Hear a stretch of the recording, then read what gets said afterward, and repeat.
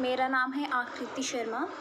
मैं UT JNK से belong करती हूँ और मेरा टॉपिक है my vision for my future India. मेरा ये विजन है और मैं ये जनरली सोचती हूँ, जो मैं आपको पॉइंट्स बताऊँगी कि जो मेरा कंट्री है वो ऑर्थोडॉक्स नहीं होना चाहिए, ऑर्थोडॉक्स पीपल नहीं होने चाहिए। जनरली सेकुलरिज्म ज़्यादा होना चाहिए, जो हिंदू मुसलमान करते हैं वो ज़्यादा नहीं होना चाहिए। सबको बराबर ले के चलना चाहिए, बाई बाई रहना चाहिए। और सबसे बड़ी चीज़ पॉवर्टी बहुत ज़्यादा है यहाँ पर, पॉवर्टी यहाँ पे नहीं होनी चाहिए।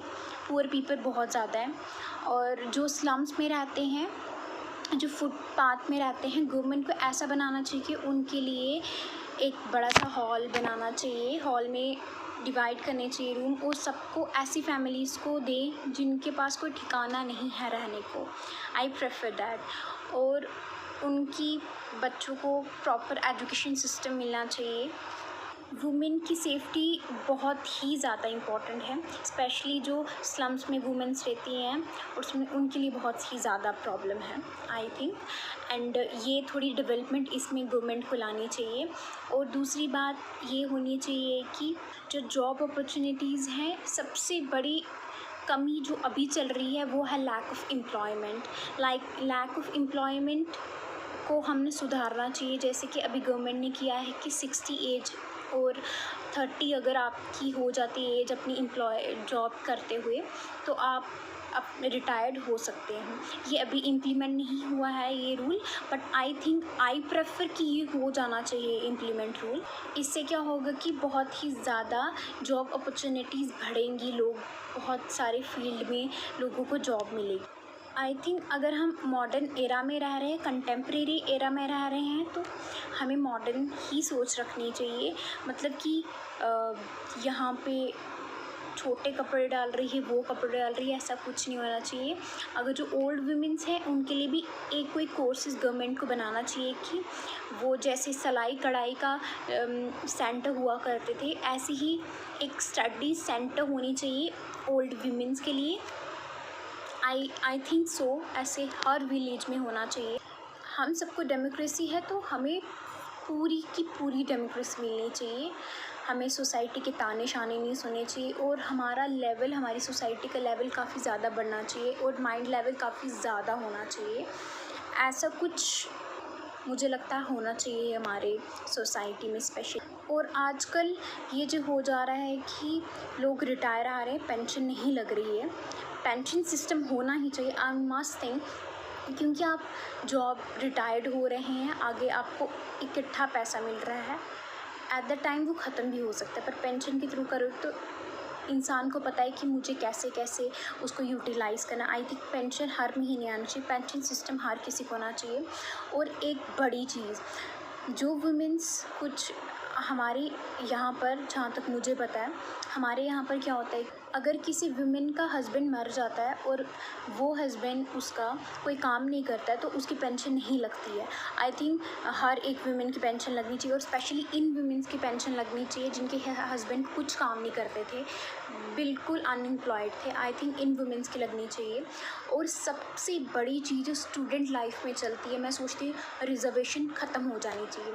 तो स्पेशली ST और SC/ST के बारे में होता है, चलो उस लेवल तक ठीक है, बट जो स्पेशली अपनी कैटेगरीज़ बनाते हैं कि हम फॉर फ्लंग एरियाज़ के यहाँ पे कैटेगरीज़, आई थिंक उस चीज़ को फोकस करना चाहिए गवर्नमेंट को कि जो बच्चे जिसके पेरेंट्स कुछ काम नहीं करते, कुछ पीछे से उनका कोई बैकग्राउंड नहीं है अच्छा, स्पेशली वो ब्राह्मण्स भी होते हैं, जनरल कैटेगरीज़ के भी होते हैं, गवर्नमेंट को उन बच्चों को देना चाहिए जो जनरल कैटेगरीज़ में इस लेवल के बच्चे हैं।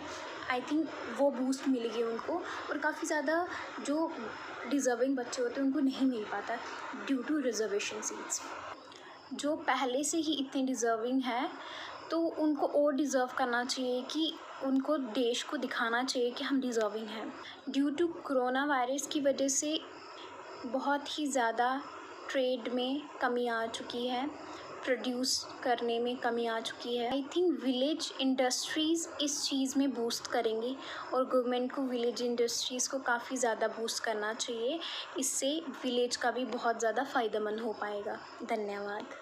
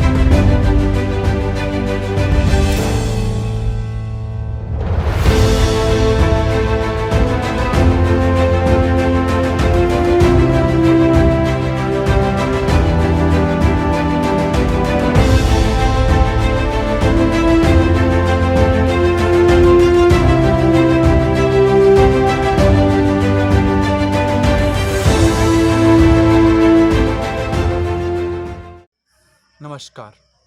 नाम नीतीश कुमार, काम समाज सेवा, धाम बीपीओ संसारपुर टेरेस, जिला कांगड़ा, हिमाचल प्रदेश। जैसा कि आप सभी जानते हैं कि काइट्स फाउंडेशन द्वारा my vision future of India के ऊपर जो है युवा की आवाज़ को बुलंद किया जा रहा है, उसके लिए बहुत बहुत धन्यवाद करना चाहूँगा मैं काइट्स फाउंडेशन का। उसी विषय के ऊपर मैं एक बात कहना चाहूँगा। बात है वर्तमान समय में आरक्षण की।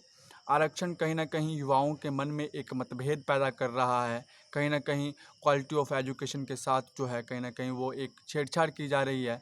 जैसा कि आप सभी जानते ही हैं कि विषय जो है वो बहुत गहन है। वर्तमान समय में जो है वो भविष्य में एक लड़ाई हुई नज़र आती है, क्योंकि देखिए किसी भी मतलब जातिगत की बात, क्योंकि समानता का अधिकार है, सभी को इक्वल जो है वो मिलना चाहिए मतलब मौका कि मतलब स्वर्ण जो है मतलब जनरल कैटेगरी के जो बच्चे हैं वो 90% अंक लाकर भी कहीं ना कहीं फाइट नहीं कर पाते, और एससी और एसटी के जो बच्चे हैं वो कहीं ना कहीं 45% जो है वो नंबर लेके भी जॉब में या मतलब कॉलेजेस में एडमिशन ले पाते हैं।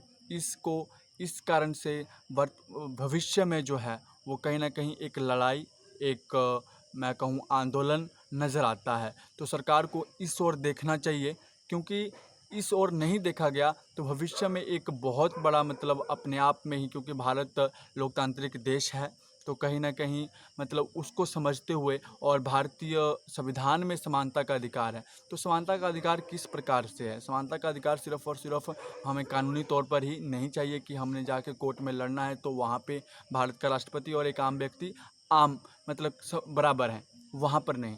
हमें समानता जो चाहिए वो हर क्षेत्र में चाहिए, चाहे वो पढ़ाई के क्षेत्र में है। देखिए एक सभी के लिए, चाहे वो कॉलेज में एडमिशन है, चाहे वो आप मान लीजिए कहीं पर भी एडमिशन है, उसके लिए एक एलिजिबिलिटी टेस्ट होता है। उसमें जो भी फाइट करता है, जिसके सर्वाधिक नंबर हैं, अगर सर्वाधिक नंबर जो हैं वो अनुसूचित जाति के हैं तो वो कहीं ना कहीं उनको दे दिए जाएं। और मेरा तो यहाँ तक भी मानना है कि अगर जो है जैसे कि नौकरी है, सरकारी नौकरी है, प्राइवेट नौकरी है, तो वहाँ पे जातिगत बात ही ना हो। एससी ओबीसी एसटी को हटाकर सिर्फ और सिर्फ इंडियन कर दिया जाए या भारतीय कर दिया जाए, दैट्स ऑल। नाम कैटेगरी में भारतीय, ठीक है, और जितने उसके ज़्यादा अंक हैं उसको मौका दिया जाए। सभी जनरल वालों को ही नौकरी मिल जाए तो भी हमें कोई समस्या नहीं है। सभी एसटी वालों को ही नौकरी मिल जाए, अगर उनके नंबर ज़्यादा हैं तो भी हमें किसी प्रकार की मेरे हिसाब से समस्या नहीं होनी चाहिए, क्योंकि क्वालिटी को आप प्रेफर कीजिए। वर्तमान समय में मैं आपको उदाहरण देना चाहूँगा कि 354 रैंक लाकर आदमी आईएएस बन जाता है, और 152 रैंक लाकर जो है वो क्योंकि जनरल कैटेगरी का है तो वो आईएएस नहीं बनता। तो ये कहाँ का न्याय है और कहाँ का ये क्वालिटी ऑफ एजुकेशन है? तो उस बातों को ध्यान में रखते हुए सरकारों को ये सोचना चाहिए कि क्वालिटी ऑफ एजुकेशन की बात करें, ना कि जातिगत आरक्षण के ऊपर। और आरक्षण देना भी है तो गरीब को दिया जाए।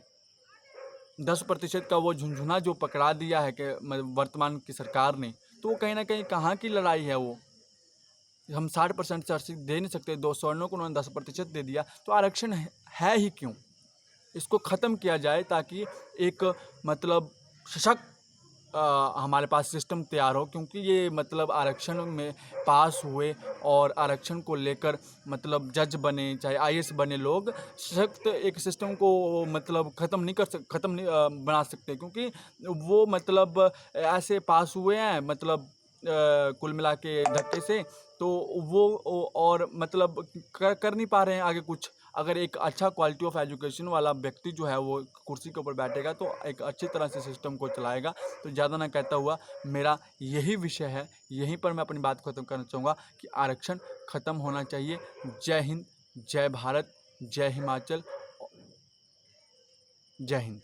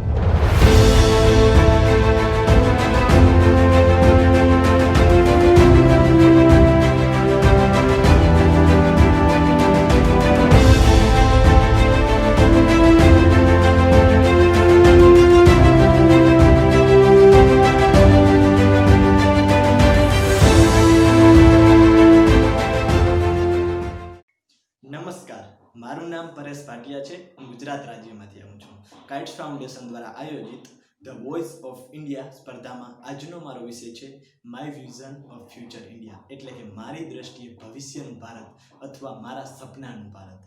રાજ આપણું તાજ આપણું આપણી ભારત માતા, રાજ આપણું તાજ આપણું આપણી ભારત માતા.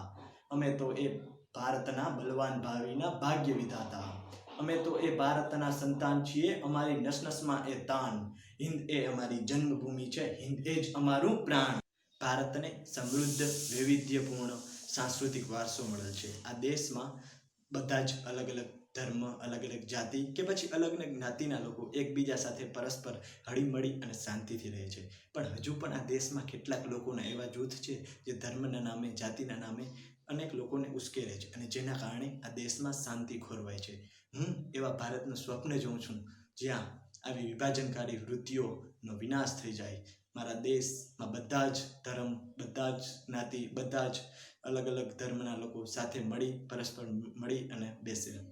હું એવું પણ સપનું જોઉં છું કે ભારત એક એવું રાષ્ટ્ર બને જ્યાં આ દેશના તમામ નાગરિક શિક્ષિત હોય, અને હું ઈચ્છું છું કે તમામ નાગરિક શિક્ષણને મહત્ત્વ આપે અને તેનું મહત્ત્વ સમજે અને એ ખાતરી આપે કે જેમના બાળકો નાનપણમાં સામાન્ય નોકરી કરવાને બદલે યોગ્ય શિક્ષણ મેળવે. અને એવા લોકો કે જેમણે બાળપણમાં અભ્યાસની તક ગુમાવી છે, એવા લોકો જે પુખ્ત વયના લોકો છે એ સારી નોકરી મેળવવા માટે પુખ્ત વયના વર્ગોમાં જોડાઈ શકે છે. મારા સપનાના ભારતમાંથી બધા જ કુરિવાજો દૂર કરવામાં આવે. પાક સરખો ન ઉગવાથી ખેડૂતે લીધેલી લોનને સરકાર માફ કરે. સરકાર હંમેશા બધા જ લોકોના હિત માટે અને સારા કાર્યો કરે. ક્યારેય સરકાર પોતે સ્વાર્થી ન બને અને રાષ્ટ્રહિત માટેના સારા કાર્યો અને સારા પગલાં ભરે, એવી મારી ઈચ્છા છે. ભારત દેશમાં વર્ષોથી જો કોઈ સૌથી મોટી સમસ્યા હોય તો એ છે બેરોજગારી અને ગરીબી. હું ઈચ્છું છું કે મારા સપનાના ભારતમાં સરકાર તમામ નાગરિકો માટે રોજગારીને સમાન અવસર પેદા કરે, જેથી કરીને યુવાનો નોકરી કરે અને રાષ્ટ્રના વિકાસમાં પોતાનો ફાળો આપી દે. મારા દેશના બધા જ નાગરિકો પોતે જાતે મહેનત કરી અને પોતાનું મહેનતાણું મેળવે, જેથી કરીને આ દેશમાં ગરીબી ધીરે ધીરે દૂર થાય. બધા જ નાગરિકોને રહેવા માટે છત હોય અને બધા જ નાગરિકોને રહેવા માટે સરકાર પોતાની જગ્યા પણ આપે. મારા સપનાના ભારતમાં ભારત દેશ દરેક પાડોશી દેશો સાથે મૈત્રી ભાવપૂર્ણ સંબંધ ધરાવતો હશે, જેથી કરીને યુદ્ધની ઘટનાઓને આપણે ટાળી શકીએ અને ભારત દેશ દુશ્મન દેશો સામે લડવા માટે પણ એટલું જ સક્ષમ હશે. મારા દેશના સૈનિકોને યુદ્ધમાં કશું જ ન થાય એ માટે અદ્યતન સુરક્ષા આપવામાં આવશે. મારા સપનાનું ભારત કલા, સાહિત્ય અને વિજ્ઞાનના ક્ષેત્રમાં સમગ્ર વિશ્વમાં મોખરતું હશે. વિશ્વ શાંતિ સ્થાપવામાં ભારત દેશનો મહત્વનું યોગદાન હશે. તમામ સ્તરેથી ભ્રષ્ટાચાર મુક્ત થઈ ગયું હશે. કાળાબજારી, લાંચ રિશ્વત, કામચોરી, કૌભાંડો, સંગ્રહખોરી જેવી ખરાબ દૂષણોનું અહીંયા કોઈ જ પ્રકારનું અસ્તિત્વ નહીં હોય. મારા સપનાના ભારતમાં આ દેશનો પ્રત્યેક નાગરિક રાષ્ટ્રીય ભાવના, પ્રામાણિકતા અને નિષ્ઠા જેવા અનેક સારા ગુણોથી ઓળખતો હશે. આ દેશમાં ઊંચ નીચ, અમીર ગરીબ કે પછી સ્ત્રી પુરુષ જેવા તમામ ભેદભાવો સમાપ્ત થઈ ગયા હશે. અહીંયા સ્ત્રીઓ માટે આદર, માન, સન્માન આપવામાં આવશે અને પુરુષો સમાન એને તકો આપવામાં આવશે. મારા દેશનો પ્રત્યેક નાગરિક પોતાના શ્રેષ્ઠ યોગદાન દેશના ઘડતર માટે આપતો હશે. ટૂંકમાં કહીએ તો મારા સપનાના ભારતમાં તમામ લોકોને ખુશી અને સલામતી મળે, દરેક જીવનની સારી ગુણવત્તાનો આનંદ માણે. મારા ભારતમાં તમામ પ્રશ્નોનું નિરાકરણ થઈ ગયું હોય અને ભારત એક અદ્ભુત અને વિશ્વમાં સૌથી સુંદર દેશ બને. જય હિન્દ, જય ભારત. ખૂબ ખૂબ આભાર.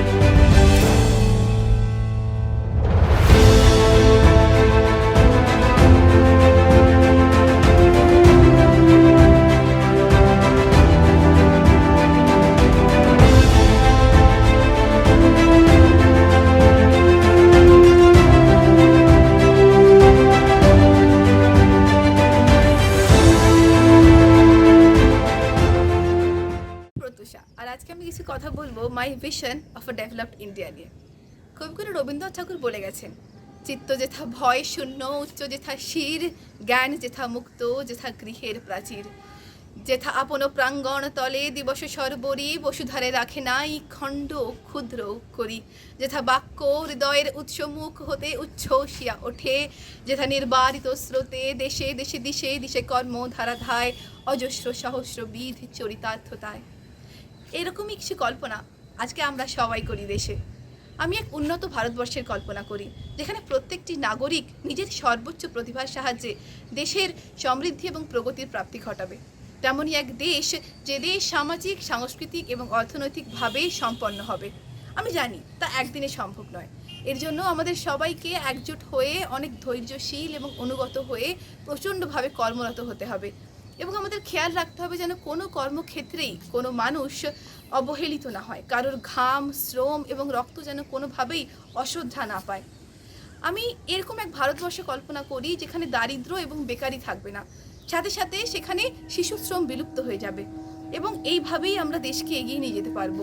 আমি এক এরকম ভারতবর্ষের কল্পনা করি যেখানে প্রতিটি শিক্ষা প্রতিষ্ঠান তাদের দুয়ার খুলে দেবে শিশুদের জন্য, শিশুদের শিক্ষার জন্য।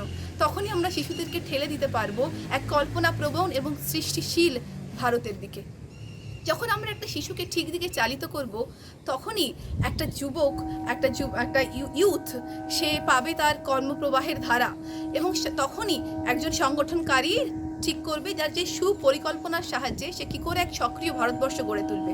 মানুষের মানুষের মনোপটে আমরা পরিবর্তন দেখতে পারবো, এবং তখনই আমরা আহ্বান করব একটা সমাজকে, যে সমাজটায় আমরা একটা সম্পূর্ণ একটা প্রভাবশালী দেশ গড়ে তুলতে পারবো, আমরা একটা উন্নত ভারতবর্ষ গড়ে তুলতে পারবো। Thank you.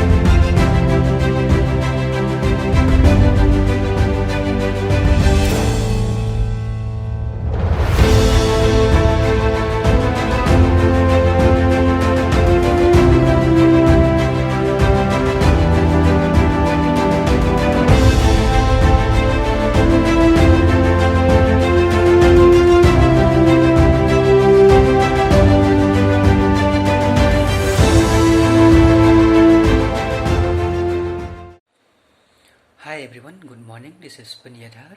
I'm from Shillong, Meghalaya, and I live in a small district called Western Dales District. I'm here today to talk about my vision of a developed India. What comes to your mind when you talk about, when you hear about the word developed?